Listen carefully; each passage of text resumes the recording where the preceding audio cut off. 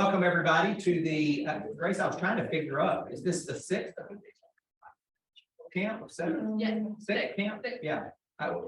What has previously been known as the Health Sciences Entrepreneurship Boot Camp.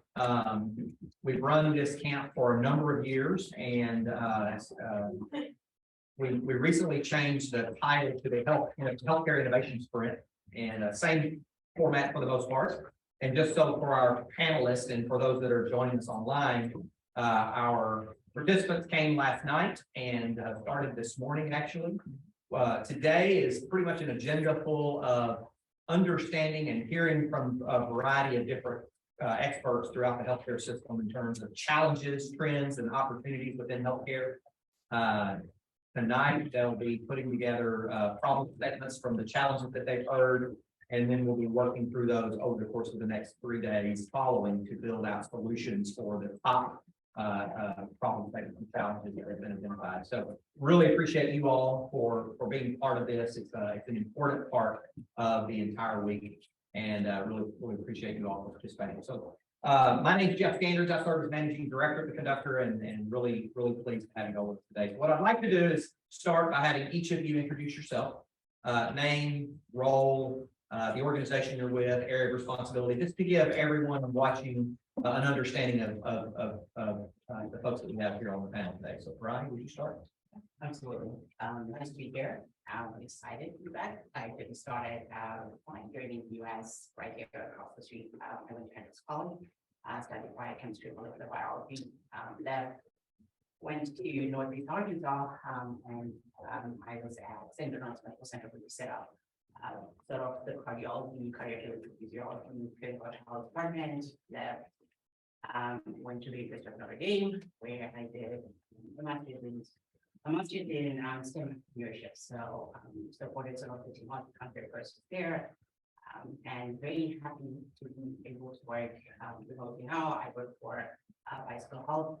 We are a tele-oriented provider, so if you do to order, being very promo, right? I can talk a little about it, but very happy to be here. I'm in business development, so I handle all of our care and provider partnerships, so health systems, insurance companies, management. I cover most of the West, so including Arkansas, over to California. Very good. Rebecca. Hi, my name is Rebecca Fincher, and I serve as the Chief Administrative Officer at Colonial Regional Health System. So we will see you all later this evening over at the medical center. And my primary role is to focus on strategy and growth for the health system. And so some of the areas that I work with, and we can talk a little bit more about this later this evening. And so we have a physician enterprise made up of a little over 100 employee providers. So I work with that group, and along with our graduate medical education department, and also our marketing and our public relations team. And so I think some other areas that I focus on, also we have the orthopedic service on that's pretty well developed, and along with therapy services. So those are some of the areas that I get. Very good. And I'm Kevin Sexton. I'm from the University of Arkansas for medical science. I'm a surgeon, clinical informaticist, and entrepreneur. We did B2B healthcare software as a service sales. At the Med Center, I run BioVentures, the UAMS Technology Transfer Office. So I handle all the patents and intellectual property that come from the university. I'm April Bennett. I'm the president at Baptist Health Medical Center here in Conway. I'm actually a nurse by trade, so I moved down here about 3 years ago from Missouri as the chief nursing officer, and then stepped into this role not long ago. Nice to meet you guys. I'm Jamie Wiggins. I'm the Chief Operating Officer for Arkansas Children's. I'm actually over the clinical enterprise for our 2 hospital and ambulatory clinics across the state. I also am a nurse by background. I was a Chief Nursing Officer, a pediatric nurse for 20 years, then Chief Nursing Officer, and then joined Arkansas about 2 years ago this month. So happy to be here. Very good. Thank you again. Round of applause for our panel. I want to start by throwing out a 2-part question. Is number one, trend or challenge? So what's a major trend that you see happening in healthcare right now, or perhaps a major challenge? And how is your organization specifically dealing with that particular trend or challenge? And we'll start with whomever wants to go first, and we'll go from there. I think workforce. I think trying to figure out all the intel that I get across the country is we're not going to have enough bodies to do the work that needs to be done. And there are not a lot of supply opportunities for us to meet the demand. And so how we have to address that really is not only looking at care model, but also how does our technology and innovations that we have actually allow us to provide more efficient and more effective care. That does, of course, sometimes open up to creating new out-of-the-box solutions. But for our organization, I'm actually even finding that sometimes it means maximizing what I've already invested in. So we have lots of technologies that I tell people all the time, we bought for priority, but we're running like a Pinto. And so we really have to figure out how we work with our systems to make them smarter, more agile, and get their more functional. I would echo Jamie, the number one challenge slash trend is definitely workforce challenges. We hear all the time about shortages, we don't have enough nurses, we don't have enough physicians, we don't have enough of different care providers, and yet it really is, there's literally just not enough people to feed our workforce shortages. And so really looking at, to Jamie's point, not only what new technology can we bring in, but looking at how are we using our existing technology and what can we do differently to try to shave minutes off of the time it takes to do a certain technique or a procedure, or even just something like passing medications. How can we make it more efficient? Absolutely. Yeah, I would add that in addition to workforce, when we talk about innovating or bringing new technologies in, healthcare is a highly regulated industry. Without having access to an enterprise medical partner, you're going to have difficulty designing solutions. And if you sold a solution to one health system, you've sold a solution to one health system. Everyone is nuanced, works a little bit differently, and your solution may not be optimized for the market at large. And so we have a lot of challenges with scaling technologies, even if they're designed to solve our current problems. Yeah, you're not gonna get a different answer from me other than workforce staffing. But I can talk a little bit, in my head at least, these are kind of in two categories. So you have your nursing and ancillary services that really support what goes on, and I'm talking mostly medical center, so like in the hospital. And then you have a physician and a provider shortage, and probably for years you've heard about a physician and a provider shortage. And so to kind of answer the second part of Jeff's question, what is your organization doing to tackle that? How many of y'all are from Arkansas? Okay, so a handful of you. So when I say y'all, we're okay, like we all understand what that means. No, We used to it by now anyway. what? So we used to it by now. If you've been here for 12 hours, you've heard y'all enough, you're good for that, okay. So, at least in Arkansas, there are 3 medical schools, right? So primarily historically UAMS has really been the main medical school, but in the last couple of years, there's been the emergence of a couple of DO schools, one in Jonesboro and one in Fort Smith. And then we also have the announcement of the medical school in Northwest Arkansas supported by Alice Walton. Right, so what's going to happen with these additional medical students is that they're going to need residency slots, right? They've got to have a residency to be able to practice medicine and go on and become physicians to be able to do that. And so I think what you see are different hospitals and health systems, not only around the country, but specifically here in Arkansas, trying to develop graduate medical education programs. And that's something that I could talk all day about. So you've got your things, you want to talk about opioids, I'll talk about graduate medical education. So, at Conway Regional, we have an internal medicine program and a primary care and residency program. We also have a rural training track, which I think is pretty cool. And so overall, we're gonna have 30+ residency residents when all of these programs are at full maturity. And so we're going to help medical students be able to find a place to do residency right here in Arkansas. And whether that means that that's going to impact the physician shortage here in Arkansas, or that those students are going to be able to go out and impact that in other rural areas, other rural states. I think that is one thing that health systems can do, because you already have the physicians, you already have a lot of the infrastructure that you need. You just kind of have this willingness and this desire to want to teach. And very frankly, there's a large capital investment to be able to do that. So I think that is one thing that we are doing when we talk about physician and provider shortage. Now, I'm sure April and my colleagues up here can really talk about nurse shortage and ancillary staffing shortage and that sort of thing. And I'm sure we'll get into that, but I think that is the primary thing facing all of us today. Rob? Yeah, I would say biggest thing in my world, I mean, the hospital system is also like seeing this a lot, is the mental health crisis. I mean, think about what's happening to kids, technology, AI, and then unfortunately, we don't know what to do with them once they get there. So that's the trend, and then in terms of, in terms of the opportunity, biggest thing is, again, when we talk about provider shortages, psychiatrists are notorious. It's the worst, right? Like, so, and fortunately, regulatory wise, we have options. The DEA has been very helpful in striking down these waivers, so like a lot of, criminal invasive doctors are able to prescribe, like a lot of other providers able to prescribe, so, there's a lot that can go there, but I'll stop there. Okay. So workforce clearly was one. The difficulty in scaling technology to apply across the healthcare continuum and the continuum of healthcare systems. And then the mental health crisis. Any others that come to mind? Trends or challenges that you can think of? Yeah, the other one that came to mind was just safety. Healthcare is very, very complex. And we are all humans, right? So one of the things that we talk about often with new employees that are coming in is that we recognize that it's very complex and we recognize that we're humans that make mistakes. And so I think one of the challenges is we continue to grow and take care of more complex and higher acuity patients, and how do we put technologies or safety mechanisms in place to protect our patients and to protect our caregivers from making errors or mistakes. And so I know all of us up here could speak to different initiatives that we've put in place to help protect patients, whether that's administering medications and having hard stop systems in place that you have to scan a medication and scan a patient to make sure they're getting the right medication each time. But I think that's something that we have to continuously evaluate. Are the processes and workflows we have in place safe for our patients and our caregivers?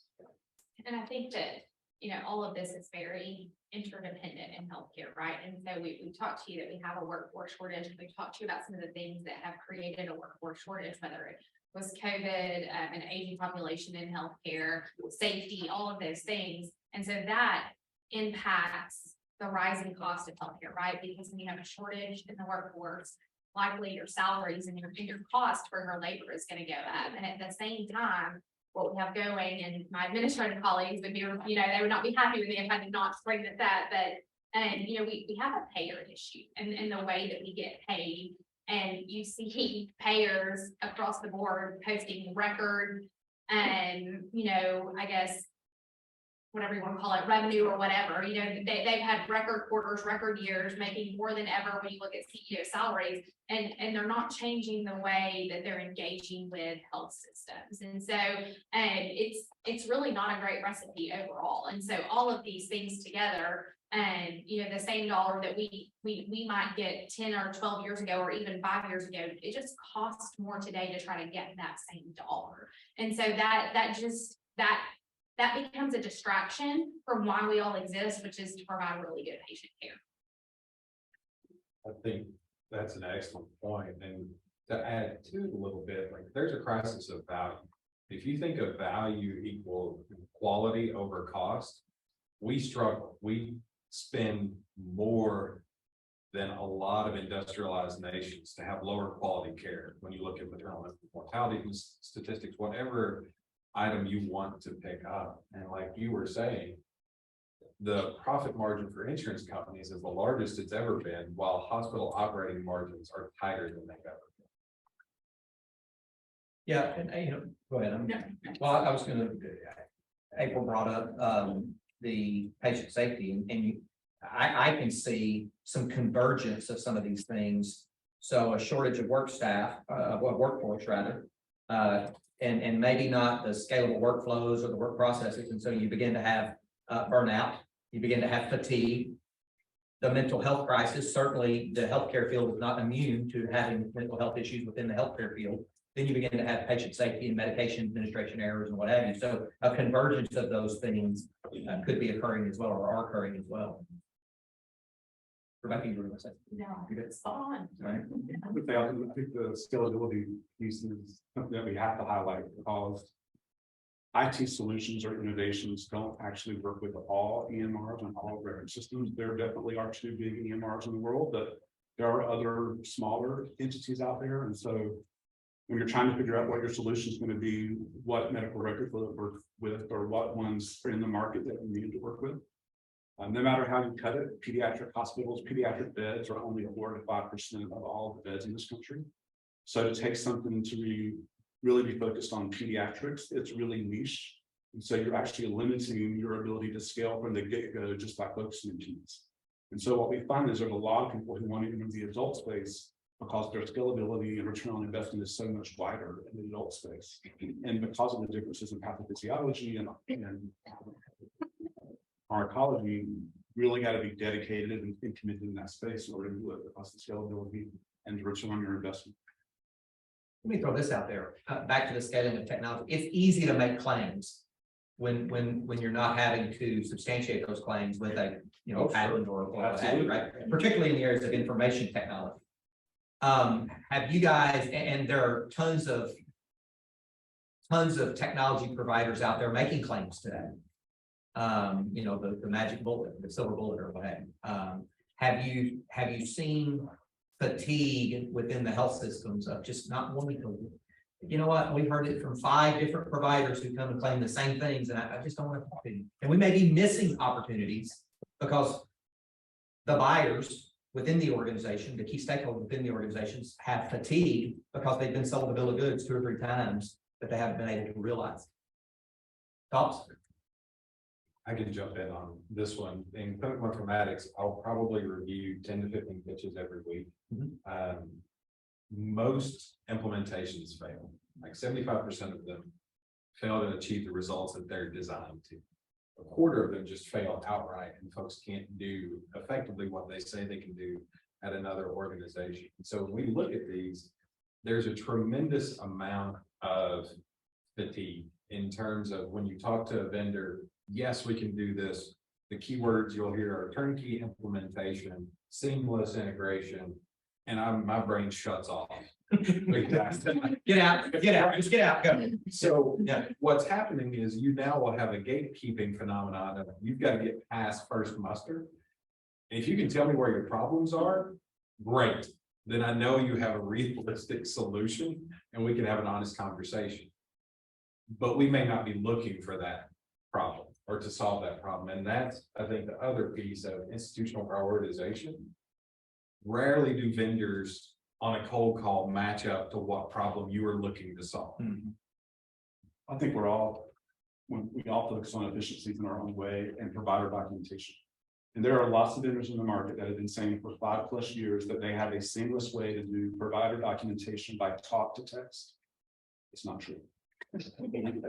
We can pilot it. They can show you a demo where it works perfectly. But the reality is that provider documentation is so critical, not only from plan of care, but billing and throughput. And we still haven't figured out how to solve that. It is something we all have in common. So let's transition and talk about innovation in healthcare.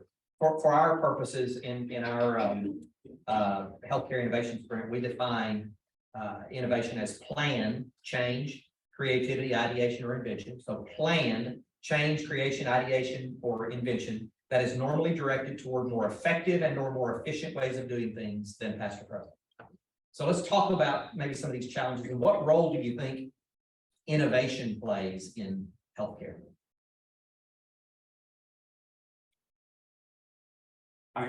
First of all, I love the definition of innovation because I think too often people get tied up in it has to be a multi-million-dollar piece of technology. And sometimes you can be innovative by just thinking about how you do things differently. Nursing for sure, and I would say other healthcare professions, we are rich in history and tradition, which isn't always supported by evidence and best practice. And so sometimes you can just be bring an innovative mindset or a new pair of eyes the way we've been doing something forever and figure out just how do we do it differently. I also think sometimes content knowledge and our professional education is very important and key to our roles and how we've been successful. But I also, it takes some non-clinical eyes sometimes to look at a situation and say, why are you doing it that way? And so I think my number one job is to create an environment where people can ask questions and where people are given the space to be able to think about things differently and allow to fail. Like I don't believe you have successful innovation if you don't have lots of failures, either in our process or our practice, and sometimes things. And so I think the number one role for me as the COO is to create a culture and environment where people can ask questions and where we remain curious. I think that's a great call, and I love that definition as well. And I was thinking back just over my career, again, started actually as a tech and then graduated nursing school. And so when I think back over the way we used to do things and then some of the plan changes, which praise the Lord that we had some plan changes along that way. One of the easiest ones that come to mind is just medication administration. And we used to have literally no cards that we hand wrote out patient information. Or change of shift report, we would hand write out all of this information. And there was so much opportunity for error to happen. And you can understand that when you have 6 or 8 or 10 patients that you're providing care for, it's easy to get things mixed up. And so to have now medical records, and although, oftentimes there are still challenges with medical records, there's so much information and data that's captured that allows you to share that information very easily and not get things mixed up as much as what once was very plausible to happen. So I think that's just one example of a plan change that really has helped to provide a safer environment for our patients. I think if we want to have an honest conversation though about what role does innovation play in healthcare, and I'll ask the 2 nurses on the end, because I think they're great examples. So we may have this technology to do that, but do we still think that there are people on the floor that hand write out the med rec and then go put it in? I mean, and so when we say healthcare is rich in history and tradition, that's exactly right. I mean, it's hard to sometimes make that change. And so I think what role does innovation play? Well, it should probably play a bigger one. Does it? It's hard. And I think we have to be honest about that. And I love the concept of trying to create space for people to think innovatively and ask questions. And that's hard to do when you think about, someone's day-to-day and their operational responsibility, and they don't know what their day is going to be, and they're constantly responding to things. Where at what point in time do they get time to think about how can I tackle this issue? How can I tackle this problem? Maybe at 11 o'clock at night, maybe if we're lucky. So I think if we want to have an honest conversation about that, it should play a bigger role, but it's hard. It's really difficult. Absolutely, and I think you hit the nail on the head. One of the hardest things to do is to get folks to stop doing something they've always done. There's an entire field dedicated to it called de-implementation science. And in surgery, we're as stubborn as anyone that you can imagine. But when it comes to innovation, that fundamentally sets the culture of your organization. And like Jane was saying, it allows us to have hard conversations with each other. And then I'm a reasonable person. I'm an okay surgeon. I have bad ideas every day. Every day. Right? And when we throw those out, to innovate means you are putting bad ideas out for people to help make them better. And it's not about having one idea and holding on to it. If you look at highly successful companies, usually they've had between 1,500 and 2,500 iterations on the idea or service offering before they find product market fit. So it's not about doing this once. It's about doing it thousands of times, day in, day out. And that is where I think we see a lot of difficulty and lacking. I was just gonna jump into that and just say, it's exciting to see that there's potential from the care world. I'll say, I was at a conference just recently, where we had key players from Cigna and Optum, and they were all very give us outcomes. We'll come to the table and we'll talk about that. So I think once this financial piece is fixed, I think we can make the changes that we want to make, right? Like I know organizationally, if I went to Bicycle Health and I said, hey, I'm gonna get more reimbursement today, this is what I need. As an example, I'll use a very practical example. Make sure we're using whole person care for all of our patients. Go back to the basics. What does the patient need? Does it just end up when they're discharged from the hospital, or do they need housing? Do they need a film? Like what do they need so they don't come back into the hospital? If we can handle all of those things, right? We can for sure go back to that payer and say, hey, like I need better reimbursement. And I've been successful and with multiple payers. Going back, these are the outcomes that I have. I've treated this patient for a year. This is where we're going. So like there is innovation. It's slower than we want, absolutely. But is it coming? I am very optimistic. I'm very optimistic that with a lot of data taking up our outcomes, we can definitely give it. So let's transition a little bit. You've shared some of these, but any particular examples of innovations that have occurred throughout your career that you think really got it right and were successful in healthcare? I mean, if you had any family members with cancer care in the last 10 years, you would see it's fundamentally changed with precision medicine and being able, instead of just looking at the tumor under a slide, to now looking at the molecular determination of the tumor and having that adjust therapy. So not only is it saving lives and that people are living longer, fundamentally they have less side effects and better quality of life because they're not receiving chemotherapy that would not benefit their survival. So it's an amazing opportunity to tune individual therapy to your specific tumor and cellular makeup. Yeah, not quite that revolutionary, but the use of biometric information in the EMR and the ability to follow chronic diseases, I think has really been helpful. Specifically in teens, I think about diabetes and the way we do diabetic management and teaching now is completely different. About the ability to have wearables that are into the EMR that providers and care navigators can do, I think is awesome. I also think we may not have fully found how to get it right 100% of the time, but being able to look at patterns and rhythms and EMR and vital signs to try to identify when someone may have a decompensation event or diagnose seizure activity based on ECG pattern recognition. I think that there's a lot of work that's happened. I think it has some way to go, but I think there's a lot of promise there to make sure that we take care of patients in terms of biometrics before they need us in the hospital setting. And then also how we can use AI and technology to do a better job managing and monitoring patients once they are in care. Good. Others? was thinking about just patient engagement while patients are in the hospital. And it's a fairly newer initiative, but a lot of organizations have started using tablets in the patient room or some type of device where they can receive real-time information while they're in the hospital. And this has been tremendous for patients to really feel engaged, to better understand what's going on. If you have been in the hospital or had a loved one in the hospital, you know, oftentimes the doctor may come in and talk for a few minutes and maybe more information than you can receive, or maybe in terms that you don't understand, which unfortunately in healthcare, we have our own language and we do that too often.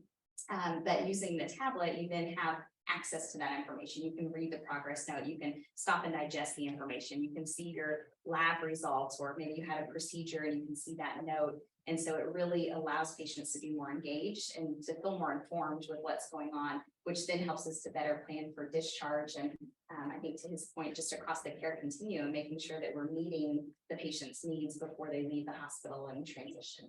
I think to try to give you lots of different examples as you think about your problem statement. So a much less sexier example, but frankly, as revolutionary, if you talk to some providers, it was mentioned earlier about coding and documentation. And I think if you could talk to like an outpatient primary care provider, that they would tell you, you know, having someone to scribe for them, however that might look, it is helpful.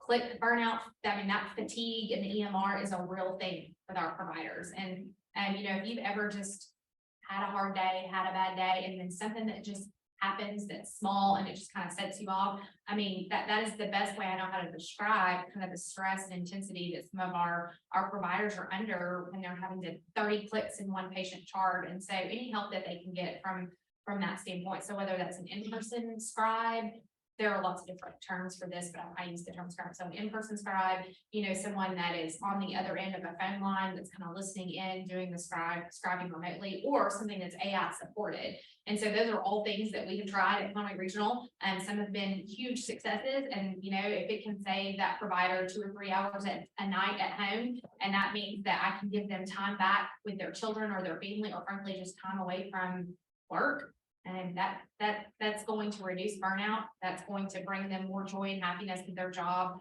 And, you know, it's going to help them and probably reignited for why they were called to go into medicine. So things like that, not necessarily as revolutionary as chemotherapy, but in that provider's life, that's going to be just as important. What about the other end of the spectrum? Some colossal failures to innovate that you've seen, or maybe innovations that just never made it anywhere. And I'll use one that I call it a failure, but it ended up becoming a success because the status quo was challenged. You talk about the greatest impediment to implementation is status quo. And I look at telehealth. The technology for telehealth has been around for a really, really long time. But the status quo prevented adoption. Physicians wouldn't adopt it until COVID hit, and then they had to choose. Don't get a paycheck or see patients via telehealth. And so the status quo was challenged. Any other situations that you can think of where maybe we tried to innovate, but just really missed the mark? I would just add to that, I think that in addition to provider engagement and uptake, there's also regulatory rules that are in place state by state that make it more or less challenging to get into the telehealth space. Yeah. I would argue that in a perfect world, every school would be connected to telehealth nursing, and we would have a way to deal with patients and manage a whole lot of issues, but we have regulatory reasons that we can't do that. So I think understanding not only the end user uptake and the patient, of course, has to see the value, but then the regulatory world that you have to occupy to be successful. It's very challenging. I think one of my favorite failures in diabetic care. You all know diabetics need insulin, or a fair number are on the medication insulin. How's it given? Little shot through a needle, right? There's inhaled insulin. You can just use it like you would use an inhaler. It's been around for decades. The reason that it failed is the delivery system is huge. Like, it looks like two hairspray cans stuck together. No one's going to carry that around. It's not discreet. And if you take a puff of this in public, people are going to ask, what are you doing? Right? Like, there's some concerns there. Yeah, but I think it's the example of, we can do a lot with innovation. If you don't have the customer, the patient, whoever that may be, at the front as a partner, you risk solving a problem that no one wants. Like, folks are happy with the discrete injections every day or using continuous infusions so that they can get on with their lives and not have something that's intrusive. So it may be less invasive to inhale the insulin, but if you've got to carry around this thing, folks aren't going to use it. I think that is an excellent point. It really is the buy-in and engagement of whoever is using the device or the technology. And to Rebecca's point earlier, people are still handwriting information if they didn't really understand the why behind it. Why is this important? What is that initiative going to do to better my life or change the way I'm doing things? And so I could think of a handful of fails that were really classic. And usually it comes back to, we didn't engage the right people. Who were those key stakeholders? And did we get them engaged in the process before we suddenly rocked their world by rolling out this new technology or new initiative? I can think of, and this was many years ago, but we changed what's called the butterfly needle. And it's just a tiny little needle we use to draw blood. And it wasn't much of a change, but you would have thought we had just wrecked their world. I mean, there were doctors who don't even use the butterfly needle, along with other care providers that were coming in just really upset about this change, but it was because it had not been initiated in the right way. We had not engaged those stakeholders up front to really understand how that would impact their workflow. So I think that's really key to any type of innovative change that you're making. Any other failures? I guess I would say make sure that you know the problem you're solving for. Yep. When I was in a hospital in Florida, somebody had a great idea. One of the big things you do with really sick patients is figure out how you identify your lines and label them appropriately so that anybody that goes to the bedside can identify what's infusing where. And this non-clinician identified this big piece of plastic that had like 5 different colors on it. This color meant it was isotonic. This color meant it wasn't. This color meant it. And there was a lot of pressure from people in the executive suite to really do this. And I finally just said, this isn't solving a problem, it's actually creating a problem. And so really make sure that you know what your value proposition is to what you're trying to bring a solution to would be very helpful. Very good. I mean, I can share one of my personal failures. So I studied venous physiology and how that predicts bleeding or sepsis to treat folks that have been injured. So we did a lot of work with the military on using a signal to predict continuous cardiac output. It's a fantastic number that we look at in the ICU all the time. It's what we want when we're talking about someone's oxygenation delivery And so we thought that's what we needed to show our military medics. We bring the device out, we're doing a demonstration, we show them the technology. And it takes all of about 3 seconds for one to look at me and go, Doc, I have no idea what that means. I need red is bad, green is good, and yellow, I need to think. It's like, you got it. Very good. Let's transition a little bit into, we've been talking quite a lot about what I would call breakthrough or disruptive innovation, but the value of incremental innovation, right? That, and I know, certainly we were working with children's folks, we would say, there are a couple of ways that you can monetize this innovation. One would be you create a startup company around it. Number two, you get some intellectual property and maybe you sell a licensing deal. But the other one is it's maybe not scalable beyond the organization, but we figure out how to transform the way we're doing work within the organization. And that's another way of commercializing or monetizing. Any examples of what I would call incremental innovation that you've seen in your career that you'd like to share? I can touch on this one. So we invested in the new EMR. We invested in the new EMR, but just before launching it, we also realized that to implement that EMR, we also needed to implement a new billing system that would allow patients to check in and handle everything like on their own. And that whole process was for patients. I remember when we piloted it in California, we had 90% of patients unable to access their billing, and that's, a ridiculous number of complaints.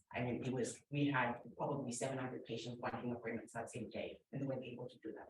So that's a classic example of start with one, build up on it, and once you build that, and that's unfortunate because in our world, right, I am at the telehealth world, like we talked about here, right? So everything is fully remote. You don't see your patients, right? And their entire experience is based off of that, that interaction with your system and with your IT.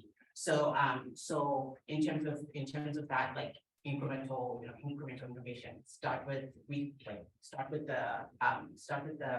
EMR, then transition into the next step. But unfortunately, we actually went through it. I was just going to go back to the original question with the workforce challenges. That's something that I think there's a lot of what I would consider incremental initiatives and changes that are happening now as we think about how do we become more efficient or more effective. And so you hear about virtual care models within even the hospital setting. So instead of having a physical nurse there to do like an admission questionnaire when somebody comes in and we ask them 112 questions before we start care, having someone virtually do that to try to take that burden off of the physical nursing staff that are there. And so I think we're seeing a lot of those models, especially post pandemic, come forward to start evaluating, is this effective, is it not, does it change the quality of care or the service that we're providing, but also how do we become more efficient. And I think that Jamie and April can probably speak a lot to this, but for a time in healthcare, not everywhere, but a lot of places, and specifically at Conway Regional, my organization, and when we talk about a different care model, we kind of moved away from LPNs or being in the hospital and really focused on RNs. And so I think since COVID, with workforce challenges and workforce shortages, really thinking about, what does our staffing model need to look like? And we have a common phrase that we use: everybody needs to be practicing at the top of their license, right? So I need a physician practicing like a physician. I need an APRN or a PA to be able to practice at the very top of their scope. But that saying applies to everybody throughout the organization. And so how do you use patient care techs or LPNs, to help deal with some of these workforce challenges that we're having? And so how is everybody practicing at the top of their license? I don't know if there's anything that you all can add to that, but I would say, once again, maybe not, it may be much more in the realm of incremental innovation. But effective if we can figure it out. Yes, and I'll give you my 2 cents. This worth 2 cents. Okay, that's it.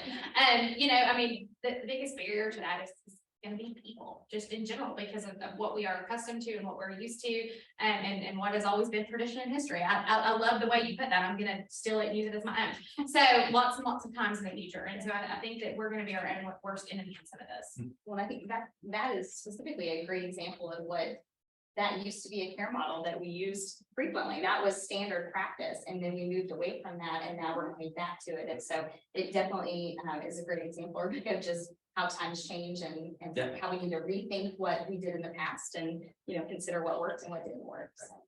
Never underestimate the power of your first try. And what I mean by that is that even our organizations all have great reputations, all have great engagement with our team members. And yet we could all tell you those leaders that we go to because we know they support change first. And so there's a lot of things that we'll do in healthcare that doesn't have to be all good at once. And so go to those directors and those units that embrace change, that are willing to try things new, because they will work out the bugs and be your biggest champions. And it's always a lot different when you actually have colleagues saying, oh my God, you absolutely want to do this. This is what you get out of it, versus the organization system level pushing. There are some things we have to push. There's regulatory requirements we have to meet. There are other things that we have to address. But I have found specifically with technology, take up and adoption, if I go to those units that will embrace change and let them be my change agents, that actually works really, really well. Very good. You all may know that term as influencers. Yeah. That may be something that resonates Yeah. with you. Early adopters and influencers. I read the dictionary. Your innovation. Jennifer. Organization change management. That's right. Yeah. Well, and to add to it, though, I think we mentioned some big sweeping things. Most innovation is incremental. Mhm. It's probably the largest market, and it's done day in, day out. And it is where you can find opportunity in making things a little bit different. Ideas are cheap. They're a dime a dozen. People have thousands of them. Execution on these incremental models is where you'll be successful or you'll fail. Let's take a few questions from the floor, directed at any or all of our panelists. So we'll start there. Anybody with a question? Go ahead. In terms of like tracking different data points, like in terms of a patient or equipment in any facility, where is that? Could you kind of explain maybe how the data flows and how that's being utilized in terms of just making the process more efficient, helping the patient understand the situation better, and kind of how to best communicate between the patient and the physician? That's great. I can jump back to the tablet example for just a moment, but that is tied with our medical records, our electronic medical record. And so with that, we can actually see specific metrics. We can see how often was the tablet used. Did patients read education that we push to them from our medical record to the tablet? So we can see, did they read it? Did they acknowledge that they understood it? We can actually see, did they look at the biographies of the physicians and nursing and therapy teams that are caring for them? And so we can pull several different data points from that to really look at, is it effective or is it not? And then from a subjective perspective, we do rounds on our patients. And so we'll ask them, I noticed you have the tablet, how has that been helpful for you? Or is that useful? And so we get a lot of feedback through those rounds as well. And very few people, when we first rolled it out, there was a lot of, the elderly population won't touch that. They don't want to see that. Well, they actually are some of the biggest adopters of the tablet. They really love it and feel like they can stop and digest the information. And of course, there's Angry Birds on it that they can play as well with their board. But it's been a really great tool. But we have the data that we can look at objectively within our medical record, and then subjectively when we're making those rounds. So that's just one example. I know each of these individuals can speak to other ways that we track different initiatives. I may expand on that a little bit, because I think that was a great example. And so like on the outpatient side, so if you go to your primary care doctor, they order a lab test. Another way to engage with your provider is going to be, we may all call it different things, but a patient portal. So where the patients can kind of sign up for that, and then they can get, access to whatever lab results, just in this example. So that's another way for a provider to engage with their patient. I will tell you, and maybe you can speak to this, but so some of our providers will tell you that's great innovation, but that also, that created challenges for some of our providers, right? So if I go to my doctor and I need to have a lab test. Let's say it's a critical lab test. It's a very crucial lab test. It's not, just run of the mill, whatever you might get on your annual wellness. Let's say it's something else. Well, there is a chance that I could get those lab results back before my provider has a chance to call me. And that's really what we need, is me Googling on WebMD what that said, right? And so, that's an added burden to some of our providers, because they're going to have this conversation of, you're going to get access to this and you're going to see some red, green, and yellow, but let me call you and tell you what that means. And so it's an interesting example of how innovation is great. We can engage with our patients, but what kind of burden does that put on our providers? And so then that becomes something else we have to manage. I think you're absolutely right, and that came from the 21st Century Cures Act. And so we have to give folks access. So you get all access, which is great, but it creates 10 to 15 times more messages than you'd had before, depending on the area. But back to your question, and I'll take it a little bit different way. There's the electronic medical record. You'll have implant management systems usually as part of that, because that's more of a chronic piece. Inventory management is usually separate, and none of the inventory management piece or EMR piece, there'll be two systems: production and then a database or reporting warehouse usually. Okay, awesome. I also like the way you said it, in that I think you're actually asking two questions. One is, what do we as the healthcare executive team use it for? And we can get lots of demographic data and lots of encounter data and cost data. The interaction between the patient and the provider is very interesting, because if I ask each of you, what is an ideal provider interaction for you? You are each going to give me a slightly different answer. Your goal is you want great healthcare and you want improved outcomes. But I actually could send a physician note to my provider at UAMS. And if I don't hear back for 24 hours, I'm cool, because I actually know that he probably has a clinic of all day and his nurse may be on vacation, and there's a lot of variables, right? My sister, who's younger than I am, if she doesn't hear back in 2 hours, she's calling the office. And it doesn't really matter what I tell her, because then they'll take a message and just send another message. And so I think it's really trying to figure out what are the rules of engagement and what is it. It gets down to provider workforce, right? Like, we all know generationally that we need to find more balance in our lives, however you define that for yourself. And so I would tell you that we have not achieved a good mix or standard yet for any organization on what does that engagement look like between provider and patient, because each patient wants something different. I need more balance in my life, but my service providers don't. Correct. Good. Other questions? Yes, ma'am. That's you, Tony. Oh, Yeah. My question kind of touches with, your thoughts on the relationship between, so it's still healthcare, but I feel like there's a big separation between, like, maybe insurance and healthcare. That makes sense. I mean, I think we all got strong opinions. Right. That would need another hour. This out of the person time. I know, but because I think it's very important. The reality is, unlike other businesses in the world, if cost of goods goes up or the cost of manufacture it goes up, then you can raise the price that goes up, right? That's why you pay that's why I pay $7 a cup of coffee at Starbucks, right? Because they are able to charge what the market demands to make their product and still hit a contribution margin. Hospitals don't have that luxury. So our cost of goods continue to go up, supply chain distribution, the labor costs more. So costs have continued to escalate.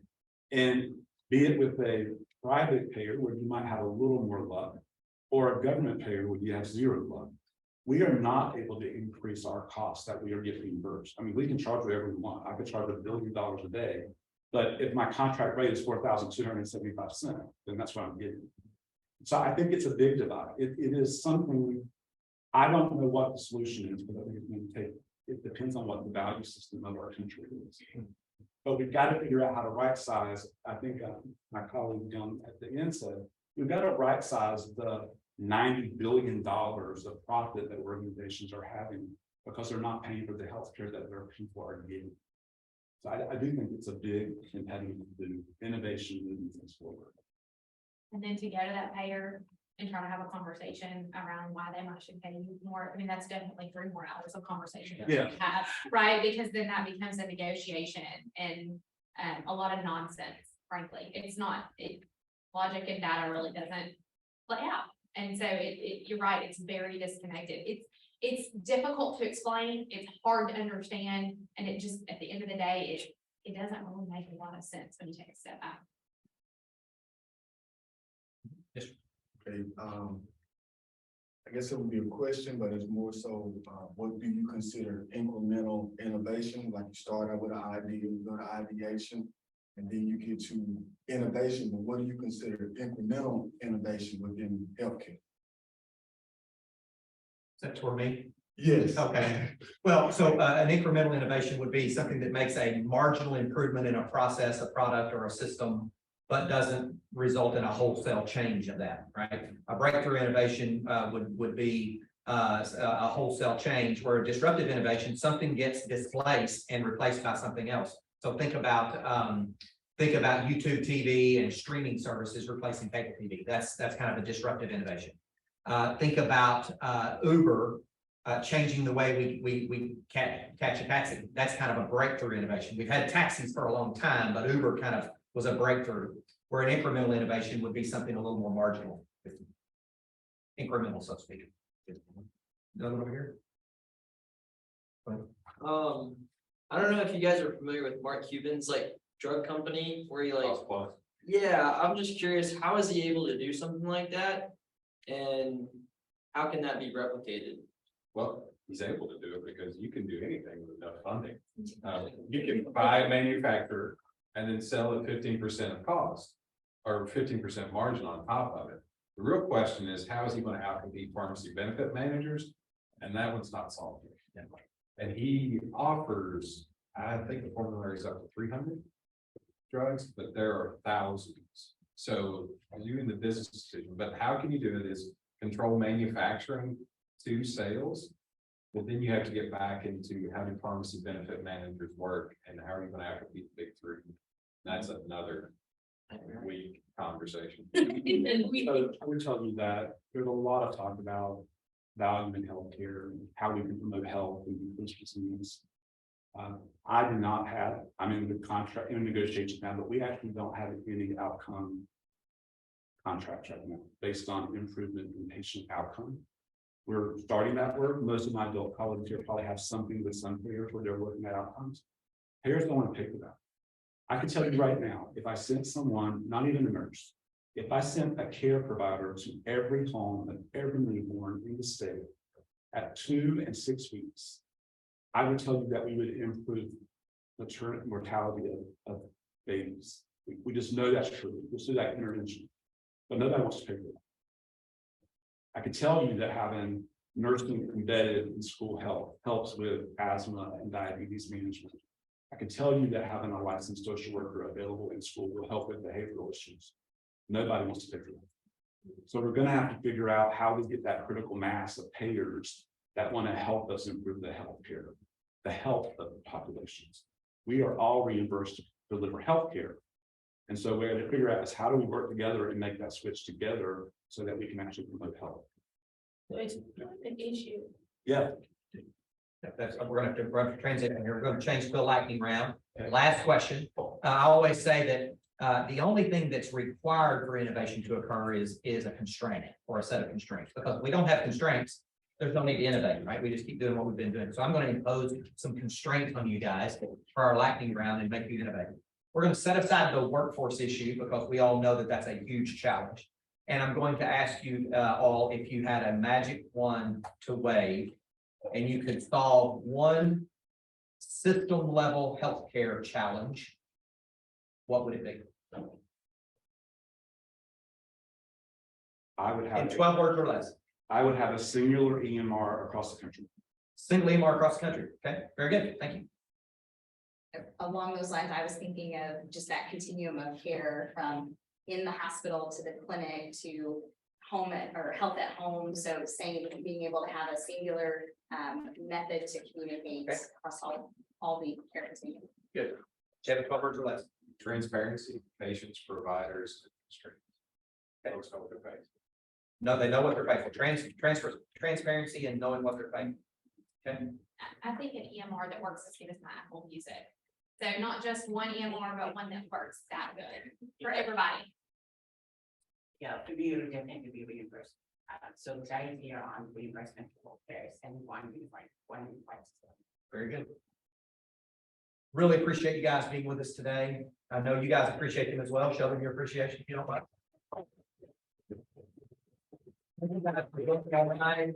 And we'll look forward to, hopefully seeing you guys at demo night, Thursday night, if you're able to come to see the final outcome. We'd love to have you. So we'll extend that as an invitation, and to those online as well.